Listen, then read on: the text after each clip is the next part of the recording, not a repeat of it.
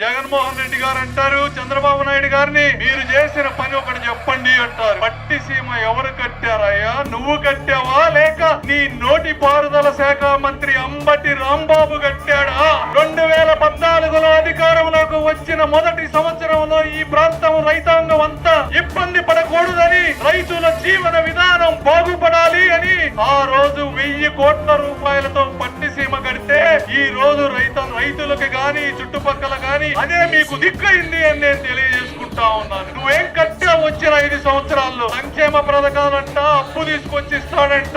ఇదే ఆయన అభివృద్ధి. చంద్రబాబు నాయుడు గారు ఏం చేశారని అడుగుతున్నాం. వచ్చి రోడ్ల మీద తిరుగు, ఒక అద్భుతమైన